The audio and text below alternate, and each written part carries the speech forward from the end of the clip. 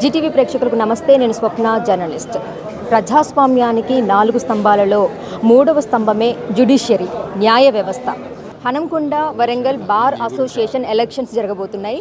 మరి దాంట్లో పోటీ చేసేటువంటి అభ్యర్థులు ఎవరైతే ఉన్నారో వారితో మాట్లాడదాం. అందరికీ నమస్కారం అండి. నా పేరు ఆర్ శశిరేఖ. నేను వరంగల్ జిల్లా కోర్టులో గత 14 సంవత్సరాలుగా న్యాయవాద వృత్తిలో ఉన్నాను. నేను ఈ సంవత్సరం జరగబోయే వరంగల్ బార్ అసోసియేషన్ ఎలక్షన్లలో లేడీ జాయింట్ సెక్రటరీగా పోటీ చేయించున్నాను. ఇంతకుముందు ఉమ్మడి వరంగల్ బార్ అసోసియేషన్ 2022-23లో కూడా లేడీ జాయింట్ సెక్రటరీగా చేశాను.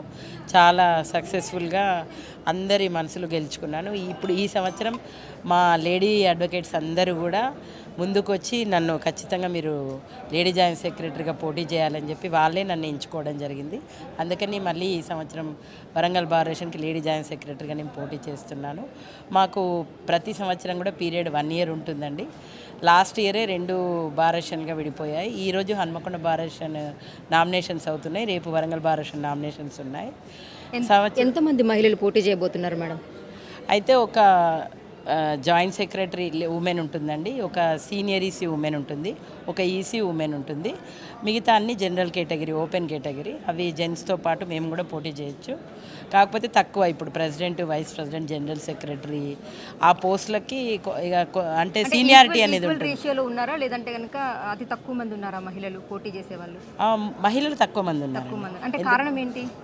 అంటే ఇప్పుడు అడ్వకేట్స్ కూడా మహిళలు, మగవాళ్ళు ఉన్నంతమంది స్త్రీలు లేరు. అందుకోసమని ఉమెన్స్ పోస్టులకే పరిమితం అవుతున్నారు. ఎందుకంటే మా వాయిస్ ఎలాగూ మేల్ అడ్వకేట్స్ వినిపిస్తున్నారు, మాకు కావాల్సిన వరకు వాళ్ళు చేస్తున్నారు. కాబట్టి ఇక్కడ జెండర్ డిఫరెన్స్ అనేది ఏం లేదు.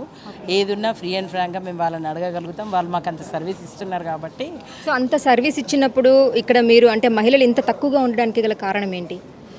అయితే ఇప్పుడు అన్నారు పైన అంటే ఉన్నటువంటి సీనియర్స్ ఎవరైతే ఉన్నారో ప్రతి ఒక్కరు కూడా మీకు దేనికి సంబంధించిందైనా కూడా మీకు గైడ్ చేయడం కానీ ప్రతి ఒక్కరు చేస్తున్నప్పుడు మహిళలు ఇంత తక్కువగా ఉండడానికి గల కారణం అంటే కోర్టులో న్యాయవాద వృత్తిలో అంటారా?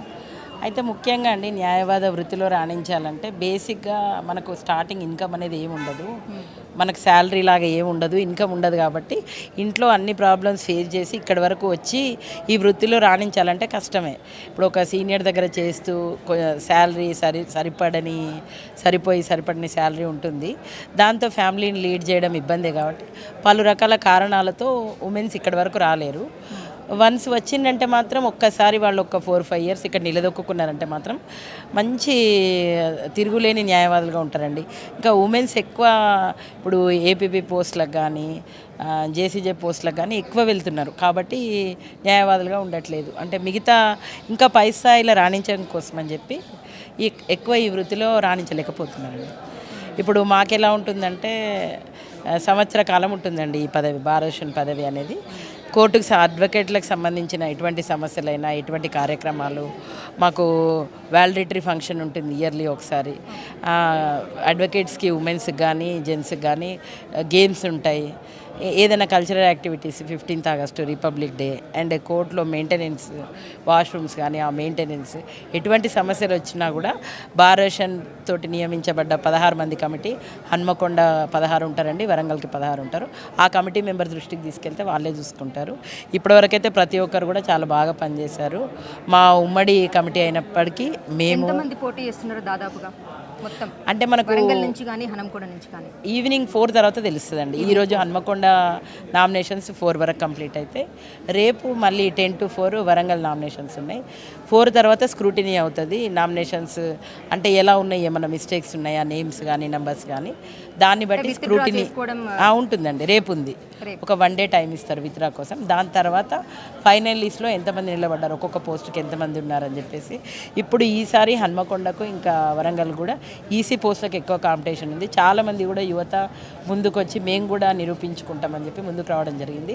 అంటే ఇంతకుముందు కొంచెం వెనకాడేది కమిటీలో ఉండాలి అంటే, కానీ ఇప్పుడు చాలామంది యూత్ ఉన్నారు కాబట్టి ఎగ్జిక్యూటివ్ కమిటీ మెంబర్స్గా రావడానికని ఇంట్రెస్ట్ చూపిస్తున్నారు. చాలామంది వచ్చారు, ఇప్పుడైతే కాంపిటీషన్కి ఉన్నారు. సేమ్ అలాగే పనిచేస్తున్నారు కూడా. కమిటీలో ఉన్నామా అంటే ఉన్నామన్నట్టు కాకుండా ఎవరు వచ్చినా కూడా 1 year కాలం పాటు ఏం సమస్యలు ఉన్నాయి, మేమున్న టర్మ్లో ఇంకేమైనా చేయాలి అని చెప్పేసి ఏదో రకంగా కంపల్సరీ అందరు సర్వీస్ ఇస్తున్నారండి. దానికి అందరికీ కూడా నేను న్యాయవాదుల కృతజ్ఞతలు తెలియజేసుకుంటున్నాను. అంటే ఇప్పుడు ఈ వరంగల్ నుంచి హనంకొండ నుంచి ఎంతమంది ఈ బార్ అసోసియేషన్స్ మెంబర్స్ ఎంతమంది ఉన్నారు అంటే ఓట్లు వేసేవాళ్ళు? వరంగల్ నుండి హన్మకొండ నుండి 900 చేంజ్ ఉన్నారండి, వరంగల్ నుండి 700 చేంజ్ ఉన్నారు. అంటే దాదాపుగా అంత 1700, దాదాపుగా 1700 మంది ఉంటారు. అయితే మొత్తం ఓటింగ్ 100% ఎప్పుడు నమోదు కాదండి. అంటే కొంతమంది అనివార్య కారణాల వల్ల వేరే దగ్గర ఉండడం, నాన్ ప్రాక్టీషనర్స్ కూడా ఉంటూ ఉంటారు కాబట్టి 100% అయితే నమోదు కాదు. ప్రతిసారి ఓటింగ్ శాతం పెంచుకునే ప్రయత్నమే చేస్తుంటారు అందరు అడ్వకేట్స్. అంటే కాల్స్ చేయడము, మెసేజ్ చేయడము, ఎలక్షన్ ఉంది అని చెప్పేసి. ఇప్పుడు మన సోషల్ మీడియా వచ్చిన తర్వాత ఇంకా ఈ ఎలక్షన్ గురించి ఇంకా క్యాంపెయినింగ్ కానీ ఇన్ఫర్మేషన్ ఇవ్వడం కానీ ఇంకా పెరిగిపోయింది. ఇప్పుడు ఇంకా పెరిగింది ఓటింగ్ శాతం. చూడాలి ఈ సంవత్సరం ఎలా ఉంటుందో చూడాలండి మరి. సో మీరు ఇప్పుడు నేను వరంగల్ బారేషన్ లేడీ జాయింట్ సెక్రటరీగా సెక్రటరీగా పోటీ చేస్తున్నానండి. రేపు ఉంది nomination. Okay, thank you madam, thank you so Thank much you. And all the best.